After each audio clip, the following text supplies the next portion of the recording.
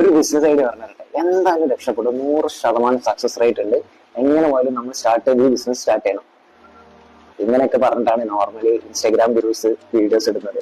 ഐഡിയയെ കുറിച്ച് ഇങ്ങനെ ഒരു ഐഡിയ ചെയ്താൽ എല്ലാം രക്ഷപ്പെടും. ശരിക്കും അങ്ങനെയൊന്നുമില്ല. ഐഡിയക്കാട്ടും ഇമ്പോർട്ടൻസ് വരുന്ന എക്സിക്യൂഷൻ ആണ്. നമുക്ക് ബെറ്റർ ആയിട്ട് എക്സിക്യൂട്ട് ചെയ്യാൻ പറ്റുന്നുണ്ടെങ്കിൽ ഏത് ബിസിനസ് നമുക്ക് സക്സസ് ആക്കി എടുക്കാൻ പറ്റും. ഇങ്ങനെ പറയുന്ന കൂടുതൽ സാധനങ്ങളും ഇവരെ നമുക്ക് വേണമെന്നുണ്ടെങ്കിൽ എക്സൽ അല്ലെങ്കിൽ PPT ഓൺടർപ്രണേഴ്സ് എന്ന് പറയാൻ പറ്റും. PPT ബിസിനസ് സക്സസ് ആണ്, അല്ലെങ്കിൽ എക്സൽ ബിസിനസ് സക്സസ് ആണ്. പക്ഷെ ഇത് മാർക്കറ്റിലേക്ക് ഇറങ്ങുമ്പോഴാണ് ഇതിന്റെ ചാലഞ്ചസ് നമുക്ക് മനസ്സിലാവുക. റിയൽ ലൈഫിൽ എന്തൊക്കെയാണ് നേരിടുന്ന ഇഷ്യൂസ് കാര്യങ്ങളൊക്കെ.